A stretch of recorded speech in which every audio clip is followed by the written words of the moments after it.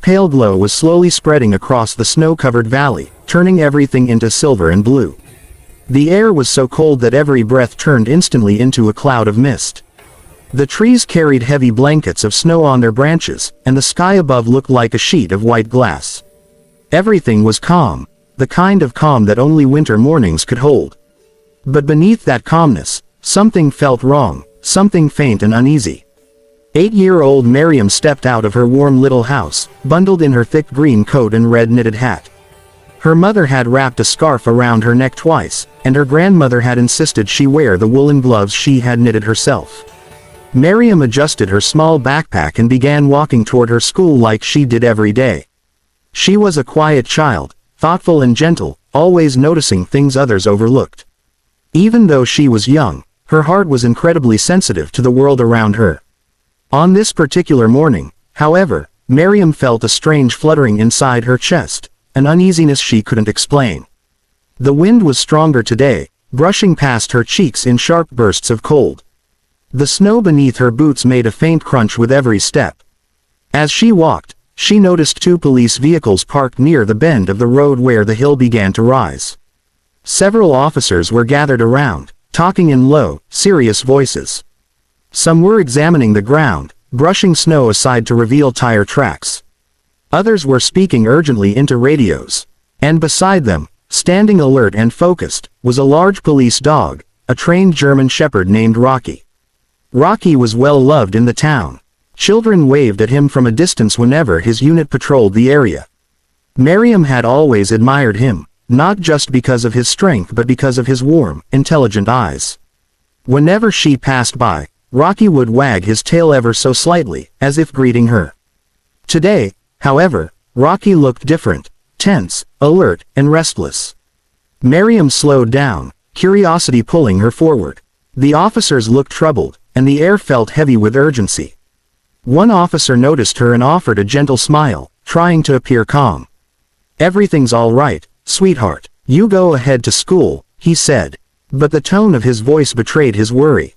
Miriam's steps faltered. She overheard a few words from another officer speaking into his radio. Someone had gone missing last night.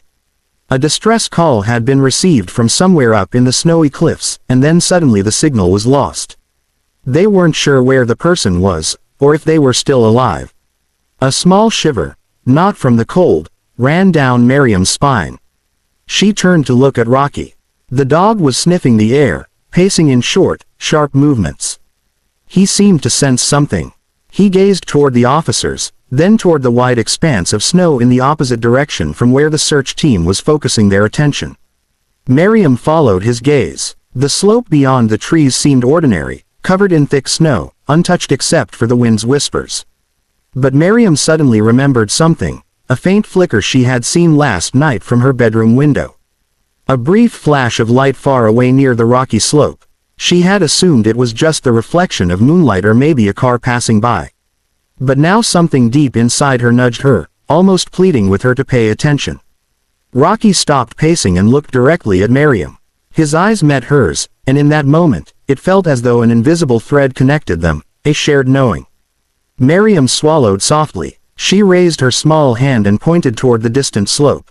At first, nothing happened. Then Rocky's ears perked up. His gaze snapped toward the direction she was pointing. The dog stiffened, sniffed the air again, and let out a sharp, decisive bark. Before anyone could react, Rocky lunged forward, racing toward the direction Miriam had indicated. "Rocky, heel, Rocky, stop," one of the officers shouted, shocked. But Rocky didn't slow down. Something inside him, instinct, training, intuition, propelled him like a streak of lightning across the snow. The officers exchanged confused glances. The team leader's face shifted from irritation to realization. "He's picked up something," he shouted. "Follow him." Within seconds, the officers took off after the dog, slipping and stumbling as they tried to keep up.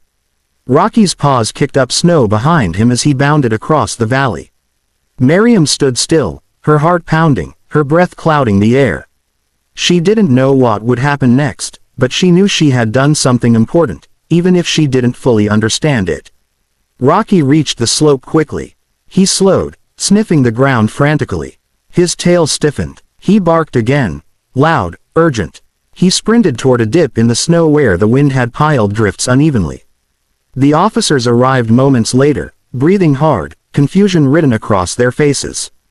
Then one of them saw it. Deep tire tracks barely visible under the snow, leading toward a steep dip, then disappearing as though swallowed by the land itself. "Dear God," someone whispered. Rocky began clawing at the snow with frantic determination. The officers immediately joined him, digging as fast as they could. The cold bit at their hands even through gloves, but nobody stopped. Rocky barked repeatedly, running in circles, then returning to dig in the same spot as if insisting, "Here. Right here. Hurry." Minutes felt like hours. Finally, a metallic sound echoed, the edge of something hard. A buried vehicle. The officers dug faster, clearing the snow from the roof and windows. The car was overturned, half crushed under its own weight in the heavy snow. Frost had collected on the inside of the shattered windows. Someone pressed their ear close. "Is anyone inside? Can you hear us?" An officer shouted. A faint sound, a soft, hopeless groan, came in response. Rocky let out a howl that echoed across the valley. The trapped man was alive. The team worked with renewed urgency. They broke open the door, pulled away the snow, and finally managed to reach the man. He was freezing, disoriented, and barely conscious. His face was pale from the cold, his hands trembling uncontrollably. He had been there all night. One officer wrapped him in a thermal blanket, another checked his pulse, and a third radioed for immediate medical support. The man's lips moved weakly as he murmured, I thought no one would find me." "You were lucky," the team leader said softly. "Someone saw what others didn't." Rocky stayed close, nudging the man gently, as if reassuring him. When they finally lifted the man toward the waiting ambulance, he turned his head, trying to see the dog more clearly. "How did you know where I was?" he whispered. The team leader glanced down the hill and saw Miriam still standing in the snow, small and brave, her face lit by the morning light. He smiled. "You were saved by a little girl," he told the man. "And a very loyal police dog." As the ambulance doors closed, Rocky broke away from the officers and sprinted down toward Miriam. She watched him approach, her breath catching. When he reached her, he gently pressed his head against her hand. She laughed softly, overcome by a strange mixture of relief and awe. "You did it, Rocky," she whispered. Rocky closed his eyes briefly, leaning into her touch, as though thanking her for guiding him. The officers gathered around them. One knelt near Miriam and asked gently, "How did you know to point that way?" Miriam hesitated, looking down at the snow. "Last night," she said quietly, "I saw a tiny light from that direction. Just for a second. I thought maybe I imagined it, but this morning something kept telling me to look there." The team leader placed a hand over his heart. "Sometimes," he said softly, "the truth calls to people who have the courage to listen." Miriam's parents were called, and they rushed to the scene worried and anxious. When they arrived, they found officers praising their young daughter for her bravery. Her mother hugged her tightly, tears in her eyes. Her father ruffled her hair, his voice shaking as he thanked the officers, and Rocky, again and again. Word spread through the town within hours. A little girl's intuition and a police dog's remarkable instinct had saved a man's life. Local reporters interviewed the officers, photographed Rocky with his new emergency rescue medal, and asked Miriam how she felt. She simply smiled and said, "I just pointed. Rocky did the rest." But everyone knew the truth. Both of them were heroes. As days passed, the rescued man recovered. He visited Miriam and her family once he was well enough to walk again. He thanked her again and again, tears filling his eyes. He brought a small box wrapped in silver paper. Inside was a delicate snowflake pendant. "For the girl who saw the light when no one else did," he said. Miriam's parents tried to refuse, but the man insisted. "This is not a gift," he said softly. "This is gratitude." Rocky continued his patrol duties, but something had changed for him too.